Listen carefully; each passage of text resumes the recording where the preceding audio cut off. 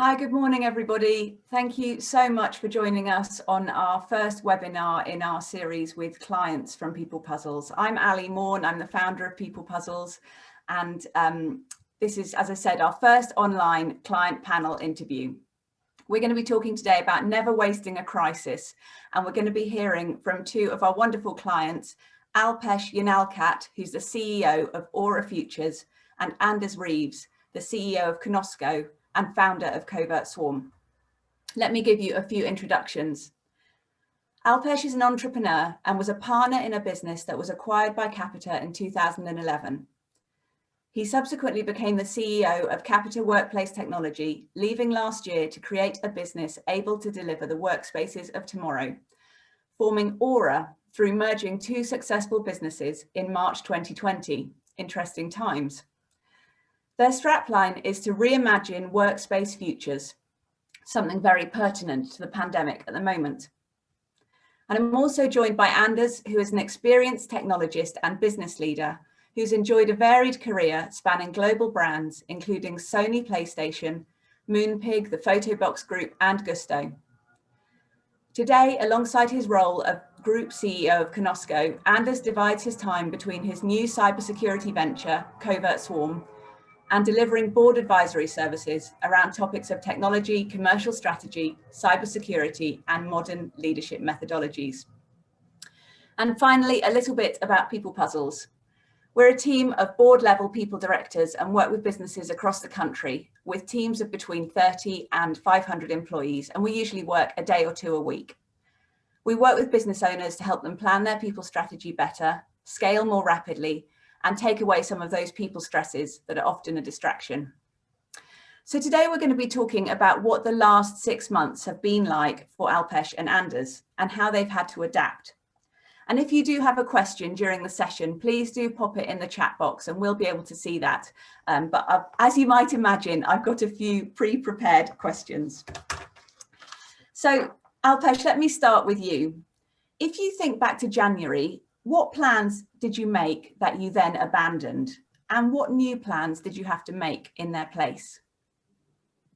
Back to January, well, it feels like an eternity ago, doesn't it? Given all the events of the last 7, 8, 10 months or whatever.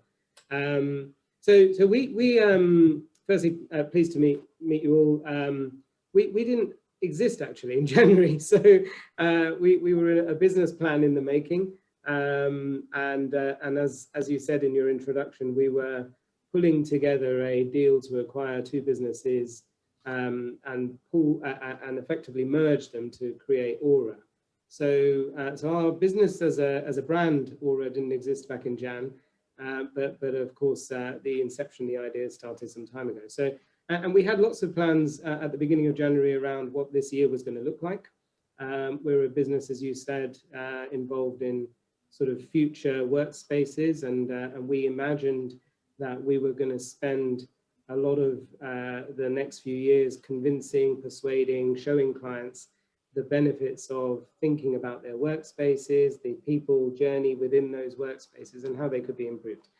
COVID comes along, and of course that's changed everything, because everyone actually, I have to say, the demand level for what we do has substantially increased. Lots of customers are now talking, because we deal with a lot of global clients, and lots of people are thinking about their workspace environments, and the subject of who, where, what, why, when, how in terms of the work setting has sort of come to the fore really. So our own plans are now being revisited and have been over the course of I'm sure for everyone that's dialed in as well, over the course of this year, to try and cope with that sort of increase in demand and reinventing ourselves to suit really. So it's been an interesting year. We haven't abandoned plans. I think it's more just pivoting ourselves effectively to take advantage of a market condition that's just different.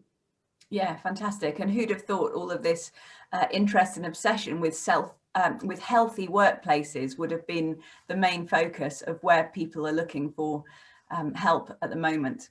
So Anders, what about you? If you think back to January, what business plans did you have that have changed? Goodness, what a question. Well, first of all, good morning, everybody. And Ali, thank you for having me on the session today. thinking back to January was a time when Conosco, which is about 18 years old, was seriously considering further M&A. We'd grown organically prior to me joining about 3 years ago, and we'd made a successful acquisition about 18 months prior, and we were ready to go again. And then, of course, the world slowly began to change, and then after that, very rapidly. So we really saw the storm that was coming, I think, quite soon. And we're fortunate we have a business model which is distributed in terms of headcount 50-50 between the UK and South Africa. And being a technology-led business and a technology consultancy underneath that, we decided to enact what we would call disaster recovery as quickly as possible. So we pretended there was a lockdown coming, and we all went home and started to operate from there. I think the thing that really then followed was that we really had to abandon, or at least postpone, those M&A plans and look at maintaining financial security for the business. Not knowing how your clients are going to be impacted is a very scary thing. And being a services company, there's always that secondary impact to you that you have to be mindful of. So one of the sort of cultural strengthening initiatives that I decided to undertake was to put a video together for staff and simply be transparent and share my concerns. And in doing that, really ask what they could do to help support the business through what was going to become clearly an open-ended crisis, that one we still all find ourselves in today.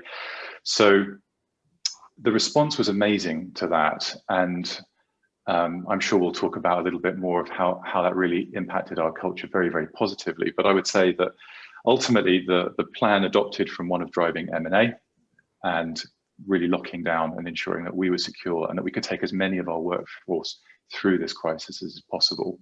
And I'm pleased to say that we've, on the whole, have managed to do that so far. Yeah, fantastic. Thank you for sharing. So you hinted there at sort of a cultural and maybe an emotional impact on you. How was that for you as a business leader, and what really happened? Well, I believe you've got to bring your whole self to work. I don't believe in having a work persona and a home persona. I think to build a truly engaged and collaborative environment, you've got to be honest with who you are, both at work and at home. And I'll be honest that it was an incredibly emotional time for me and my leadership team. And I think because we bring ourselves to work in that and we show up in that way, actually we were able to support each other brilliantly through that. The video I put out asks staff financially what they would be able to volunteer to help reduce our operating costs. And I'll be honest that I had a good cry that weekend. The email went out with the video, I think on the Thursday. We gave staff 4 or 5 days to volunteer what they could do to help.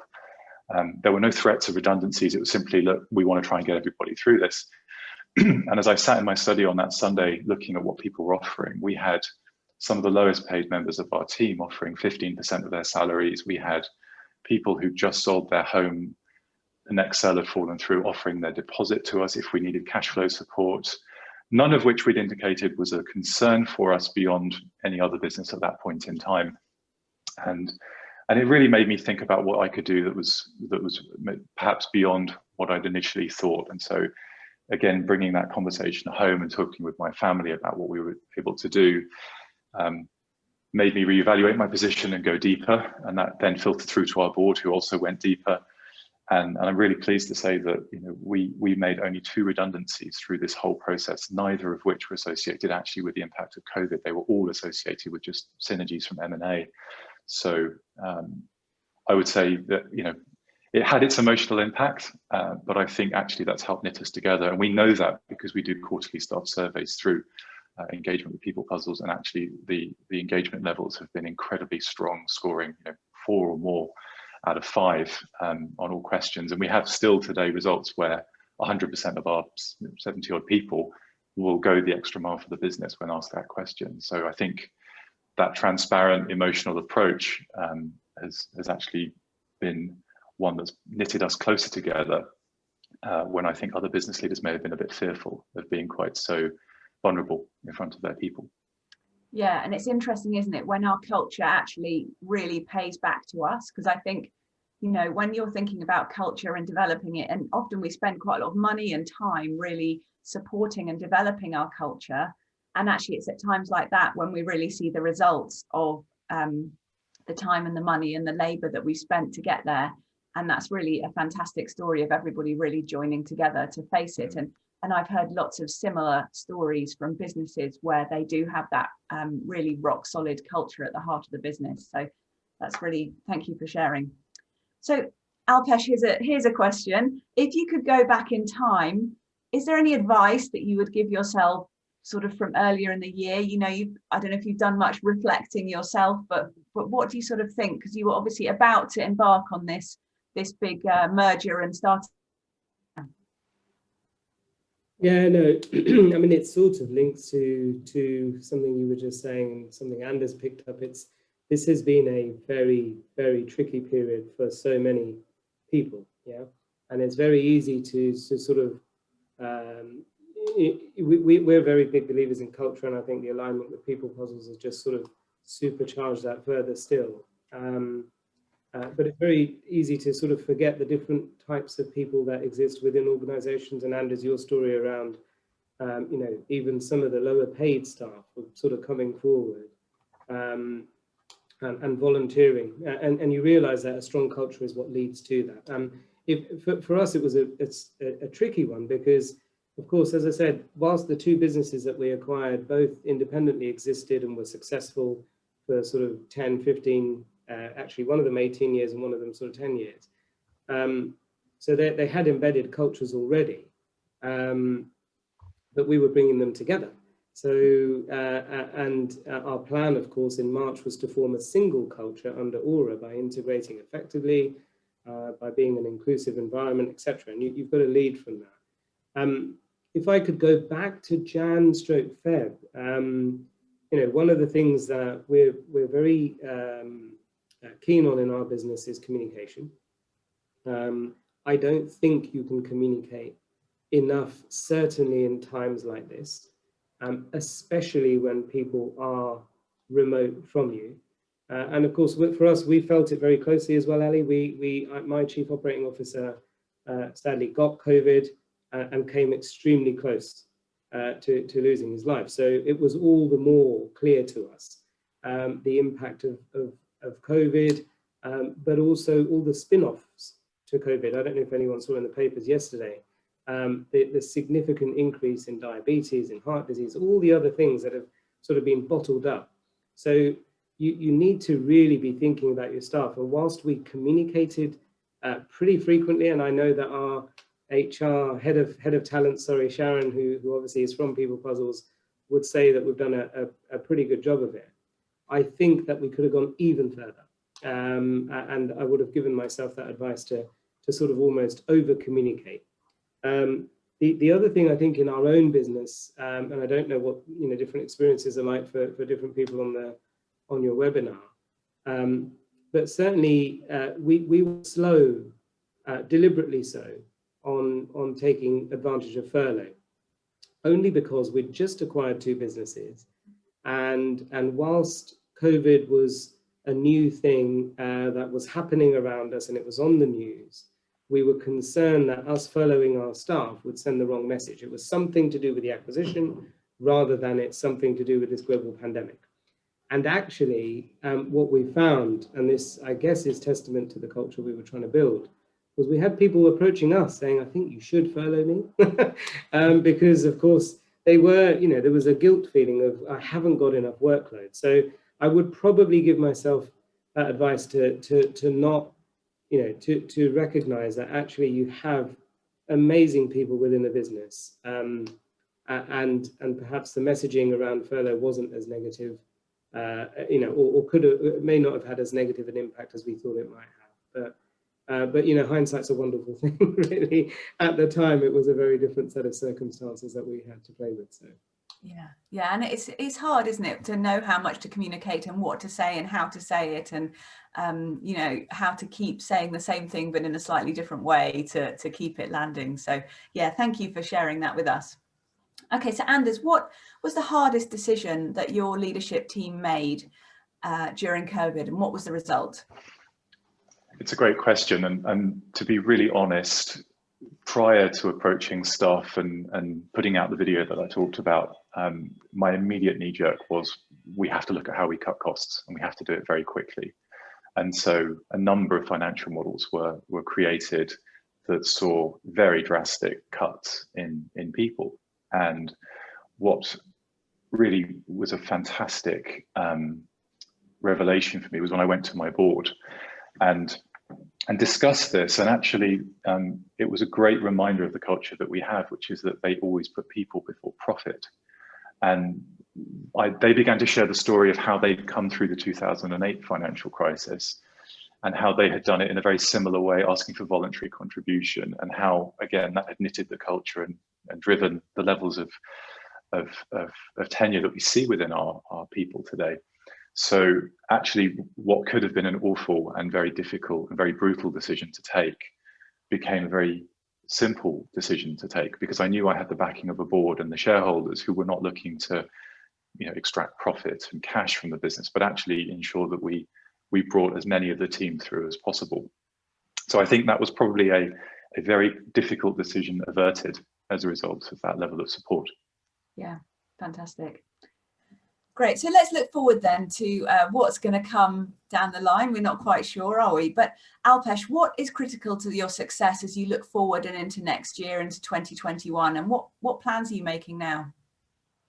Well, that's a big question as well, but a good one, because of course we are looking forward, as I'm sure everyone is, to what the next year will bring, particularly because I don't think there is any. If I could create a vaccine and knew the end date of that vaccine, this is when it's going to be there, then I think all of our lives would be a lot easier and more stabilized. And I know we don't have any certainty. The news on the vaccine keeps slipping. It's sort of, is it in the first quarter, second quarter, is it in 2022? So let's just assume there isn't any answers on there. We've just got to deal with the cards that we have, which is a continuation of the sort of market uncertainty. For me, I think the critical parts of success for next year is trying to keep people cohesive. And as we have a similar headcount to you, about 80 odd people, and this 80 people across six offices. So some in US, some in Poland, some in Spain, and some here. And how do you keep that cohesiveness? Because some of these people, sadly, I've never even met. And that's a very difficult thing, because of course our plan in March was to get on a plane and go and see, or bring our teams in from the US and from Poland. So having that cohesiveness is quite important for us. Having the sort of people focus within the business is going to be super important, because I think that's the recipe for holding our business together and holding our customers close to us. So we've done a fair bit of that. We've done a fair bit of communication, social engagements with our teams, and we're sort of working on some thoughts around how we might try to create that balance in the future. As of this moment, we were very open with our teams that office spaces were open from June. We're not forcing anyone to work in an office, because we just don't think that that's appropriate or needed. However, I'm sat here with almost top headcount in this room, and no one's been asked to come here. I think they just missed the physical interaction as well as the remote. So I think number one for us would be making sure we can keep that cohesion in the team. The other piece is, of course, happiness. We're about to look at happiness indexes. How happy are our teams? We have launched some initiatives, some that were introduced by People Puzzles as it was, and I'd recommend this to everyone on the call. One was Help at Hand, which I don't know if everyone's aware of, but a great initiative launched to all of our staff earlier this year, which gives you access to remote GPs within 2 hours and a whole bunch of other great things. But beyond sort of the access to medical care and medical assistance, how happy are we? And how can we make ourselves, how can we make sure our teams are happy? Because it is a tricky time for all. So that's the people side. On the customers, I think so two important things for us, isn't it? It's our staff and our customers.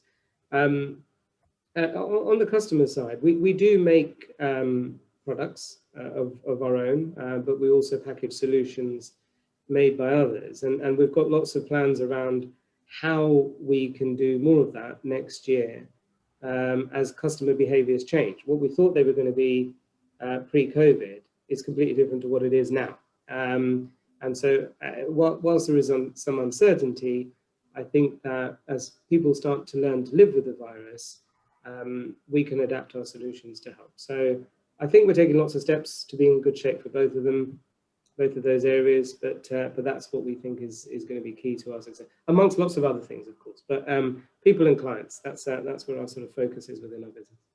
Yeah, fantastic. And it's great to hear that you've introduced an app that supports the team with both medical conditions. And I think you were telling me also some mental health support and, you know, live sort of online coaching and generally that like well-being support being of quite a lot of interest to you. And it's interesting for me as obviously as a people person that you talk about your team and your staff before you talk about your clients. And you know, I don't know if that was deliberate or whether that just was the order. No, it's not. It's deliberate because it's what we feel. It's how we feel. I mean, you know, from myself, my entire board, the way we think is that if our team is happy, if our team is engaged, then our customers are going to follow.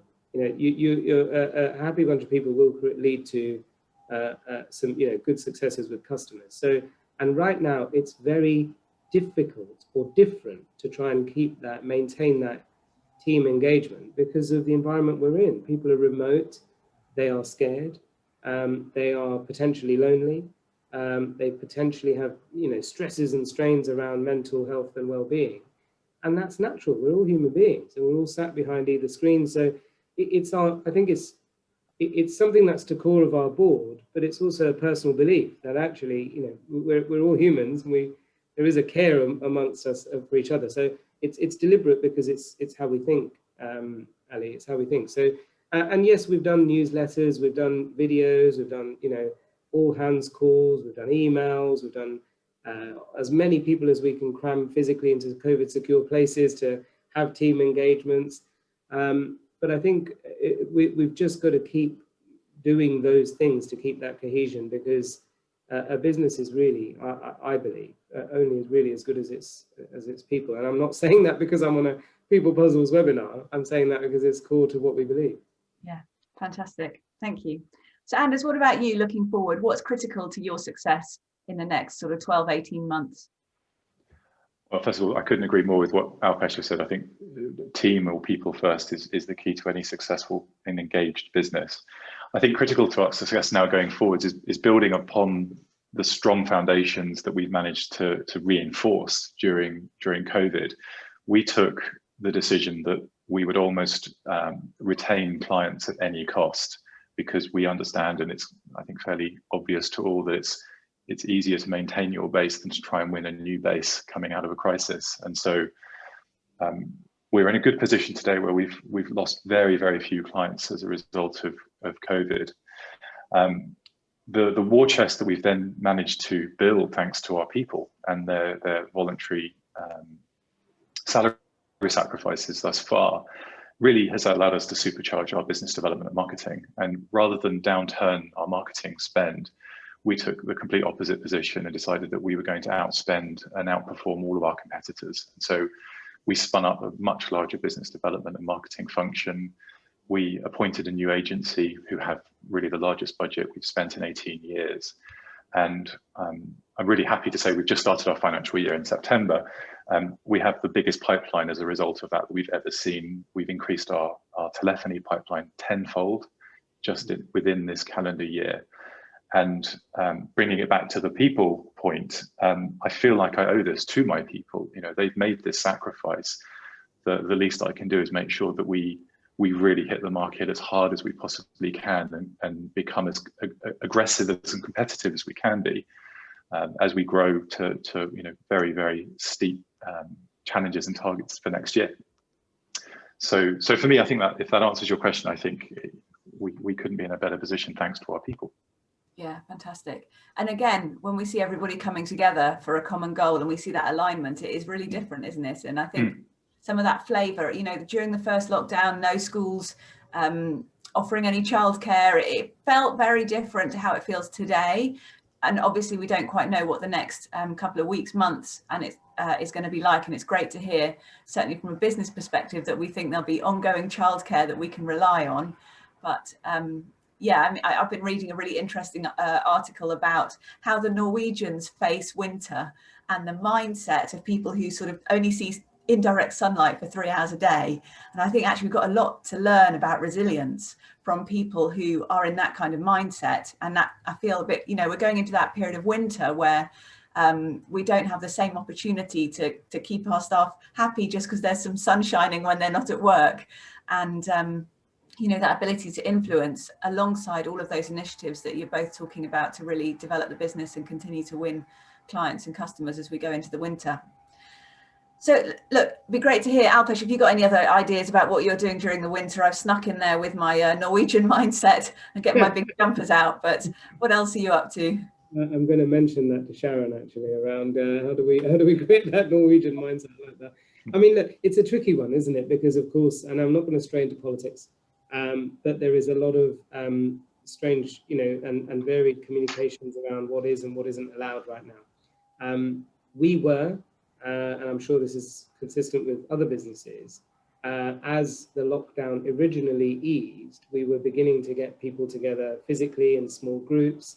And I can tell you that the engagement level shot up in the business. No matter how good the online stuff was, it was great to get physical, you know. So, but I think what our plans are during winter are going to be partly driven by what's allowed, because what's not allowed, right? We seem to be all right to be in an office, but we're not allowed to take the same group of people into a restaurant. So we'll have to be imaginative around how we do certain things. So we've been thinking, Ali, and around, you know, events that are mixing the sort of digital and physical worlds. So we recognize that, you know, whilst we can have small groups into some of our offices, we can't get all 80 of the Aura team into one place. So can we get dial in to some sort of an online event, but can we then share physically some stuff at the same time? So one example that was floating around cocktail making, and can we get a bunch of kits sent to people's homes, and we have a famous cocktail maker or somebody who, you know, can help us run so things like that. Lots of ideas are sort of coming through from the team or the teams to see if we can bring physical and digital worlds together. I think we will carry on with our comms campaigns. I liked, Anders, your thoughts earlier around the video. We've been doing some of those, and I think we'll see how that tracks. You know, when you've got an email update or a newsletter, it's not as engaging as video content. So probably doing a little bit more of that. But I'm going to be honest, I don't have the magical answers that what's going to get the best, you know, what's going to get us. So any more than any other CEO will have, I guess. So it's a work in progress, but I know some great ideas are coming through. The only other thing I'd say is that we are on the cusp of signing off our revised agile working framework. And I'm sure people have thought about, you know, outcome-based employment or staggered hours or all the other things that are sort of, you know, hitting the news right now. So over the course of this period, I think we'll be launching that as well, so that people are clear of what's expected. Because at this moment in time, I think the phrase agile working is a bit old now, isn't it? We're moved into post-COVID agile working is probably what I mean. So yeah, that's some of the things that we'll be doing. Yeah, fantastic. And I think, you know, one of the things we've got to do is just to keep on trying new things and keep on trying to communicate and getting people together where we can and engaging with them, and not say, well, we've done 6 months of it and we're tired. So just got to keep going and keep going and keep going. So look, I'm keen to take a few questions from the floor in just a minute, but I'd just like to ask both of you before I do that, and I'll start with you, Alpesh. What difference has a people director made to your business going through this challenging time? So look, you haven't primed us for this question. I like that to be clear for everyone. I have a very, very positive view on people leaders in businesses, have had for many years. Sharon, who is our head of talent, her influence is immeasurable in some respects. It's been exceptional. I don't think I can recommend you People Puzzles enough, really. I think the business is quality, the outfit, you know, the way you do things is quality. It's got some great people, and it's made a big difference because we've acquired two businesses that didn't have a talent lead. And to have someone who's coming up with initiatives, ideas, who's thinking not from your basic HR perspective, but more around talent, people's well-being, development, communication, and those things. So I think it's been a big difference. The fact that Sharon has a broad spectrum of capability as well, and has brought lots of fresh ideas into the business, I think has been great. For us, having someone, you call it a people director, we call it head of talent, but having someone with the sort of people focus in a business of our size, I'm a big supporter of, and I think that having that through a business like People Puzzles, where Sharon then has access to a wider network of people within your organisation, has proved to be great. So, brilliant, thank you. Anders, how's it been for you? Well, I think we may be one of your longest standing clients. It's only been a number of years, and certainly predates my time here, but Lucy, who is our HRD, as we refer to her internally, really is just a virtual member of my leadership team. And I would say, certainly during COVID, Lucy helped to reduce an awful lot of friction that could have come my way and distracted me from planning the strategy and executing it with the rest of the leadership team.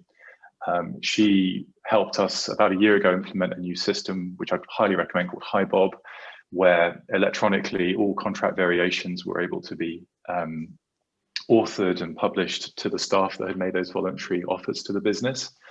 But also Lucy's playing an increasingly important role now, actually acting as an internal mentor for rising talent inside the organization that has expressed a wish to become more HR focused. So actually Lucy effectively leads a team split between the UK and South Africa today, where we have sub-peer level full-time employees doing the sort of BAU elements of HR support to the business, with Lucy acting as that strategic focus and giving that level of direction. So, you know, her value has been immeasurable, and much like what you said, Alpesh, when we made our acquisition about 2 years ago now, we acquired a business that had never had any oversight from a HR leader, and actually Lucy was able to play a really important role, I think, as an internal counsel, as a non-political, non-reporting line member of the team that they could speak to.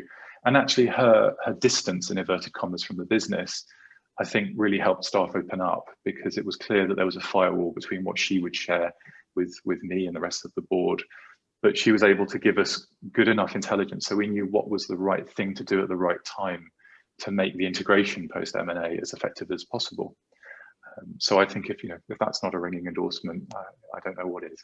Yeah, brilliant, thank you. So look, I'm just going to take a couple of questions that you put in, but I know we've got some of our other clients on the line. Fantastic to have you with us, and if you want to be in one of these in the future, just let us know. But look, we'd obviously love to have a chat with anyone that's got any questions about People Puzzles and how we work, or just to chat about any of the issues that we've talked today, like the future planning. So do just drop your name in the chat box or get in touch with us if you would like to arrange just a one-to-one conversation, which is obviously always nice when you're a business owner. So here's a question. Alpesh, for you this one, what was your biggest challenge bringing people back from furlough? Yeah, so bringing people back from furlough, of course, there's a whole heap of things really. We didn't want to, for us, if you remember, I said earlier that putting people on furlough in the first place was a reluctant thing that we did. Whilst, and as you're right, from a financial and business perspective, commercially, it makes a lot of sense to have to do that. But for our journey and the timing of where we were, having just launched a new brand and merged two businesses, we just didn't want to associate the word furlough with acquisition or a new team of people. Once we'd done that, for us, it was ensuring that those who weren't on furlough, so that the challenge was more around those who weren't on furlough feeling, they weren't picking up a disproportionate level of work from those who were and weren't working as a result. So I think that was a challenge for us, but I think it was a challenge that was well managed by the various managers within the business. We then, of course, used the flexi furlough approach to sort of ease back in, if you like, as work levels picked up. So I think we had a little bit around the people that weren't on furlough and how we kept them sort of feeling that they weren't picking up disproportionate levels of work. And then for us, there was less of a challenge around the transitioning back because of the flexi furlough approach, apart from, of course, re-engaging and getting people sort of rewired back into where the business was pre them going off, them being on furlough. And unlike some businesses, and I heard lots of stories about businesses putting staff on furlough and then getting them to work, and lots of other naughties, we didn't do any of that, of course. And we were very religious around, they were invited to staff events, they were invited to communications, but of course it's still not the same as being active in a customer environment or so. There was a little bit of, getting them back into the sort of swing of things, if you like. And then the final challenge I'd say is, of course, when you transition back into a remote environment, it's quite odd.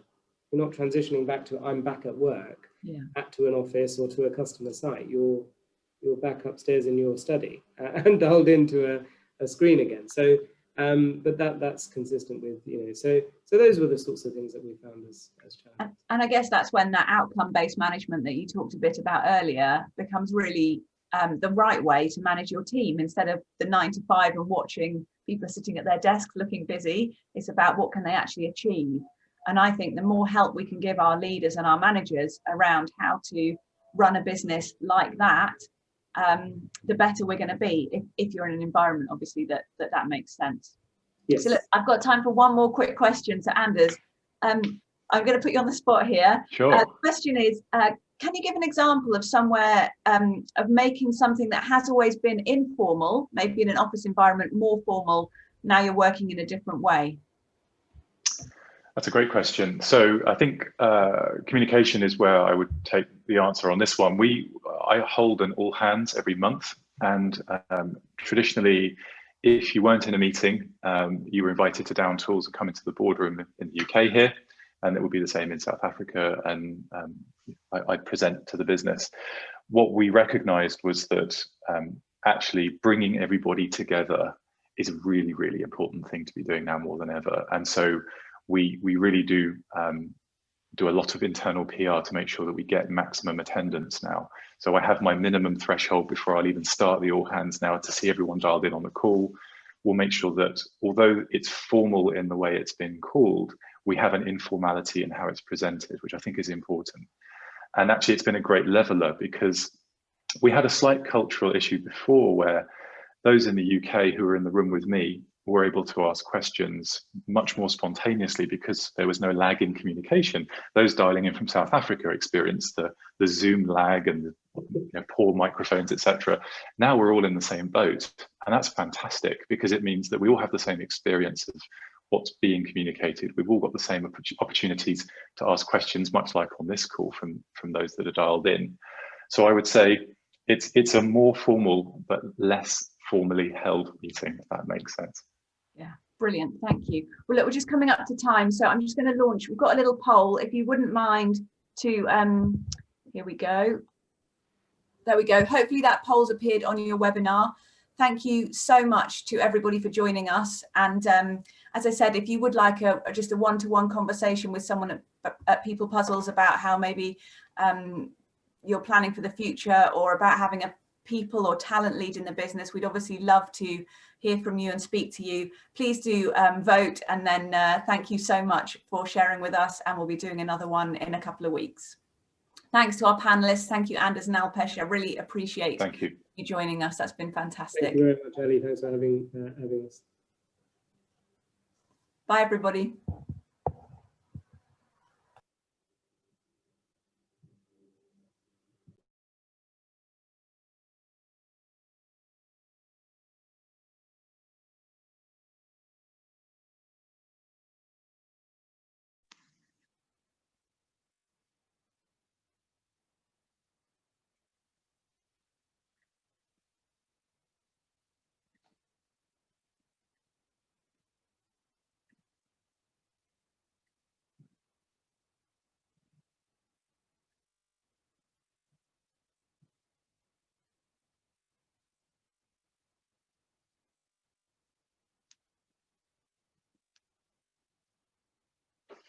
Thank you, Ali.